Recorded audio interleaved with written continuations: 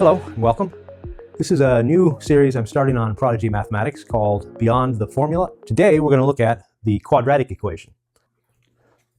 Now there are two ways, generally, to solve an equation of the form ax squared plus bx plus c equals 0. One method is the quadratic formula and completing the square. Now with completing the square, the advantage to that is that you don't have to memorize a formula. You just have to memorize a procedure, and we think of it geometrically. So we imagine that we have a square of side length x, giving the area here x squared, and then we add to that a bx, right? So we have x squared plus bx. We could call it b over ax.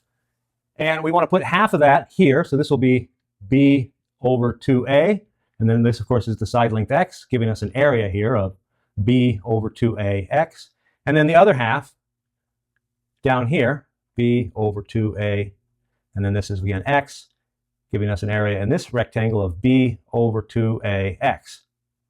You add those together, this area plus this area, you get the b over ax. And then all you have to do is complete the square. That's this little square right here. And the area of that is obviously b over 2a squared. So we add to both sides of our equation b squared over a squared, and we'll have a 4. So plus b squared over 4a squared, and then also on this side, b squared over 4a squared. This allows us to rewrite the left side as x plus b over 2a, quantity squared, and then that's equal to the right side, c over a, plus b squared over 4a squared. Now, of course, you'd be using real numbers when you did this, so it wouldn't be all these b's and a's and stuff, and this is how you do it. That is a very good approach to solving quadratic equations, and anytime your b over a term here, the coefficient in front of the x, is even, this is an easy technique. The quadratic formula, on the other hand, does not seem to have any meaningful relationship to this graph of a parabola that I've drawn here. But it does, and that's what I'm going to show you today. So I want to relate this equation to this graph of a parabola. So we'll start by noting the vertex, which I'm going to call x prime. That's the x coordinate for the vertex. So I've drawn a dotted line through the x-axis at x prime. This, by the way, is the y-axis, of course. I should also note the roots, right, at y equals 0. That just corresponds to the x-intercepts for this graph, right? So we have a root here, and we have a root here. And that by symmetry, the distance between the vertex and these two roots is the same. And we're going to call that delta. So this root would be x prime plus delta. This root would be x prime minus delta. That means that we can write the roots for this as x equals x prime, that's the center, plus or minus delta, the spread. Now, if that was all there was to it, then you'd be, well, this is a much easier formula than that, right? Well, there's a little bit more. But if you have a little bit of calculus under your belt, then this is actually pretty easy, and you won't need to memorize anything. So what calculus do we need? You need to know how to take the derivative of ax squared plus bx plus c. If you know how to do that, then you'll find that this is equal to 2a times x plus b. Now, what does that mean? Well, that's the derivative. That's the slope of the tangent line at any point on this curve. So, for example, if I were to look at the tangent line through this left root, x prime minus delta, I would see that that tangent is negative. So I'll denote that as m sub minus. If I were to look at the slope of the tangent line, or the derivative, at the other root, x prime plus delta, you can see that that tangent line would have a slope that is positive. So we'll call that m plus. Now, you don't need to memorize these or anything. If it's a continuous function and it's differentiable everywhere, as ax squared plus bx plus c is, then going from m minus to m plus, there must be a point where the slope is equal to 0, and that would be right there at the vertex. So right here at the vertex, the slope, m, that's pen's going out, m is equal to 0. Which means that to find the center point, x prime, all I have to do is set this equation to be 0. So when 2a times x prime, that's the point that I'm looking for, this center point, plus b equals 0, that means x prime must be equal to minus b over 2a. So to find the center point, take the derivative. It's as easy as that. What about the spread? Well, the spread's a little trickier, but let us just recognize that if I write this equation, ax squared plus bx plus c, this would be equal to, if I write it out in terms of the roots, assume that I know what they are, and I kind of do since I wrote it this way, that's a times x minus the quantity x prime plus delta times x minus the quantity x prime minus delta. I can evaluate delta at x equals 0. That's not a problem. On the left-hand side, I'm going to get c. On the right-hand side, I'm going to get a times x prime plus delta times x prime minus delta. This means that c over a is equal to x prime plus delta times x prime minus delta. You may recognize this as the difference of two squares, which means that c over a is equal to x prime squared minus delta squared. Now all I have to do is solve for delta. This gives me that delta is equal to plus or minus the square root of x prime squared minus c over a. And granted, this one does require, I guess, a little bit of memorization. You just have to remember c over a. That's always the, if you were to divide out this by a, you'd get x squared plus b over ax plus c over a equals 0. Then you can think of this as just the last term in the polynomial, in the quadratic equation.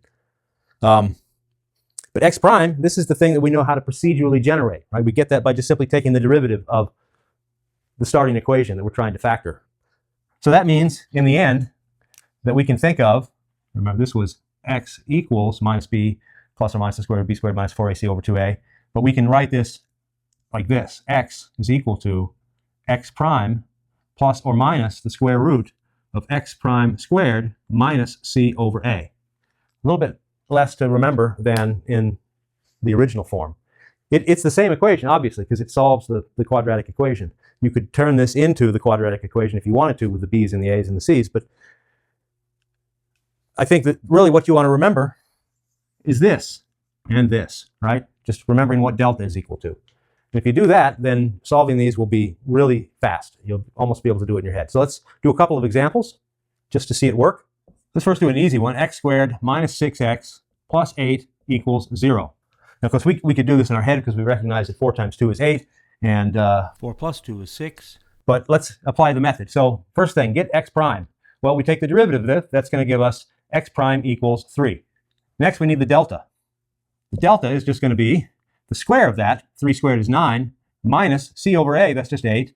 That's equal to 1, which means that x is equal to 3 plus or minus 1, which equals 4 and 2.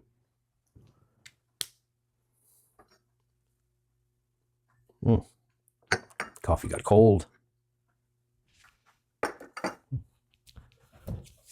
Let's try a slightly harder problem, one that's at least a little more inconvenient, because this one, you know, the coefficient in front of the x is even, so completing the square would have been just as easy to do. But let's try something a little different. Let's try 3x squared plus 7x plus 2. So again, the derivative of this is going to be 6x plus 7, which means that x prime would be equal to minus 7 over 6, making delta equal to the square root of, or plus or minus the square root of, 49 over 36 minus c over a, well, that's 2/3. If we give these the same denominator, multiplying 2/3 times 12 over 12, that turns that into 24/36. Taking that difference, that gives us plus or minus the square root of 25 over 36, which is just plus or minus 5 over 6. So x is equal to minus 7/6 plus or minus 5 over 6, which gives us two solutions, minus 1/3 and minus 2.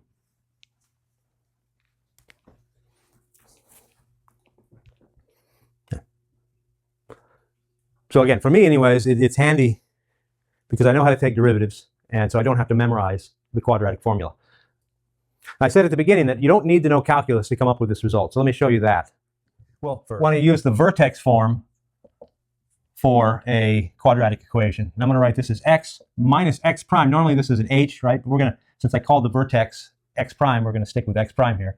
Squared minus delta squared. This is our spread term.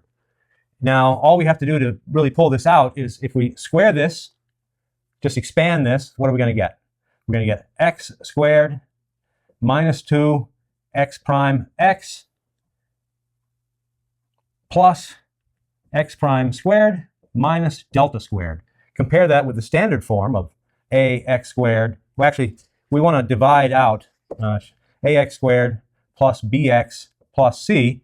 Well, because our x squared has a coefficient of 1, we're going to divide out this a. This will be b over a, c over a. And now we just need to compare the coefficients here. So this means that x prime, minus 2x prime, is equal to b over a. This means that c over a is equal to x prime squared minus delta squared. So now I can just pull out these two. I can get x prime is equal to minus b over 2a. And solving for delta, I get that delta is equal to plus or minus the square root of x prime squared minus c over a. So see, you can get it just using straight algebra if you start with the vertex form. And maybe that'll help you remember this form. But with the calculus, it's really easy. I'm not saying that it's better. At least it gives us a physical intuition about what the quadratic formula means. So we can relate it to the center and the spread. And that's what we really need to figure out when finding the roots for a quadratic equation. Whether you come by this form through calculus or through the vertex form of a quadratic equation, doesn't really matter. The roots are equal to the center plus or minus the spread. I hope this picture is helpful to you. If not, completing the square and memorizing the quadratic formula are perfectly valid ways to go about it. But if you're looking for a physical picture as to what the quadratic formula means and how it relates to the graph of a parabola, I think this is about as good as it gets. Hope it helped, and I'll see you in the next Beyond the Formula. Don't memorize, understand. If you found this helpful, consider subscribing to Prodigy Mathematics. This channel is all about understanding the structure behind the formulas, so you can think, not just memorize. Thanks for watching.